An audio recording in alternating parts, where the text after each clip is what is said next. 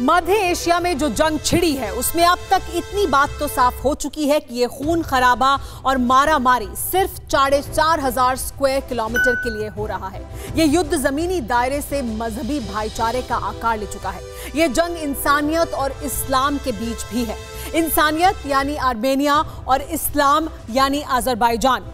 Armenia के साथ कौन कौन से देश हैं ये वो भी आपको बताते हैं। रूस, जर्मनी, फ्रांस, ब्रिटेन और ईरान जैसे देश हैं, तो अजरबैजान के साथ इस्लामिक जगत का स्वयंभू खलीफा टर्की, पाकिस्तान, उत्तरी कोरिया और चीन जैसी ताकतें हैं। भले ही खुलकर अभी कोई सामने नहीं आया है, लेकिन पर्दे के पीछे से ताकतवर मुल्कों की जोर आजमाइश जबरदस्त तरीके से जारी है। सवाल यह है कि क्या यह जंग एटमी हमले के मुहाने तक जाएगी? आर्मेनिया, अजरबैजान या टर्की के पास भले ही परमाणु बम की ताकत नहीं है, लेकिन एक ऐसा नापाक मुल्क है जो खुद को मुसलमानों का सबसे बड़ा रहनुमा साबित करने के मुकालते में किसी भी हद तक जा सकता है। कौन है यह मुल्क? इस स्पेशल रिपोर्ट में देखिए।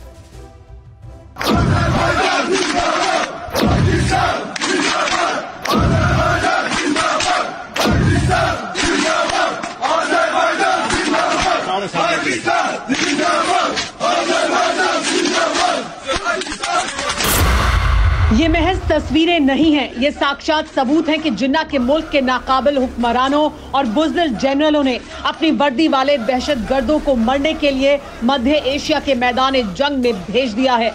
बताया जा रहा है कि ये तस्वीरें अजरबैजान की हैं।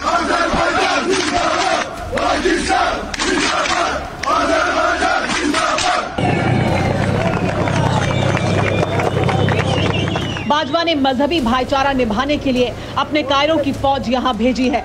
उस इलाके में मेड इन रशिया मार्का आर्मेनियाई बारूद लगातार बरस रहा है।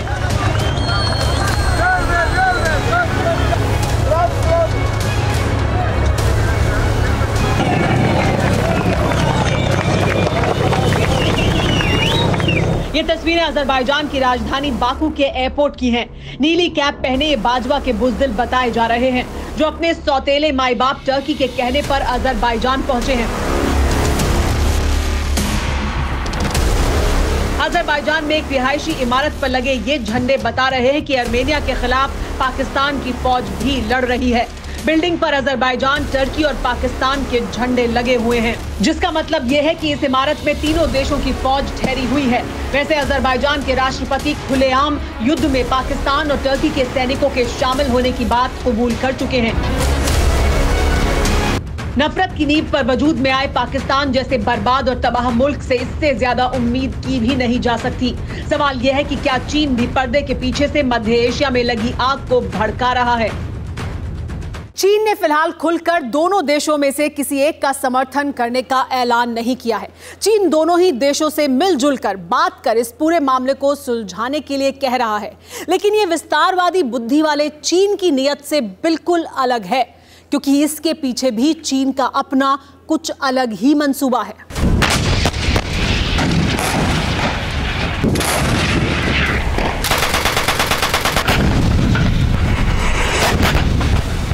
आर्मेनिया और अजरबैजान के बीच जिस इलाके में बारूद बरस रहा है, उस पूरे इलाके की खासियत को चीन अच्छे से समझता है। ये मिडिल ईस्ट, चीन, रूस और यूरोप को जोड़ता है। यही देखने के बाद साल 2015 में चीन ने समझौता कर अजरबैजान को $600 मिलियन का लोन दिया था।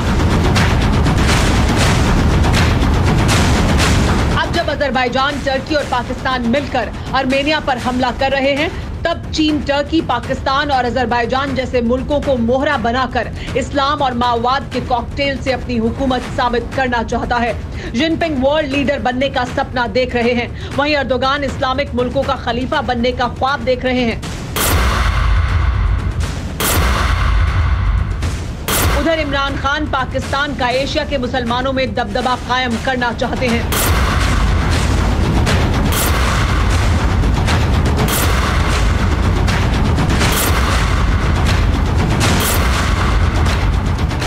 यही वजह है कि आर्मेनिया और अजरबैजान की जंग में पाकिस्तान और टर्की आक्रामक हो गए हैं। पाकिस्तान और टर्की बाकी तमाम इस्लामिक देशों को आर्मेनिया के खिलाफ भड़का रहे हैं और साथ ही चीन इस बहाने से दुनिया को युद्ध की आग में झोंककर अपने मंसूबों को पूरा करना चाहता है। फिर इसके लिए चीन को चाहे कितने भी आर्मेनिया को खाक क्यों ना करना पड़े।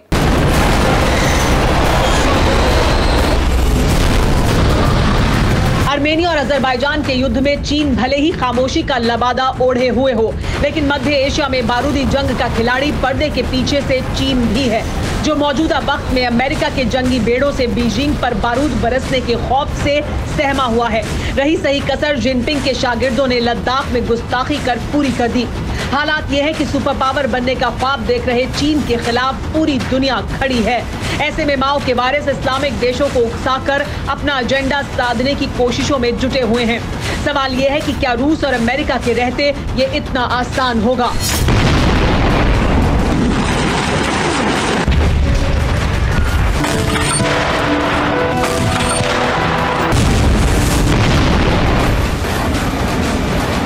न्यूज़ टॉप 9 रोज सुबह 7 बजे और शाम 7 बजे सिर्फ TV9 भारतवर्ष पर।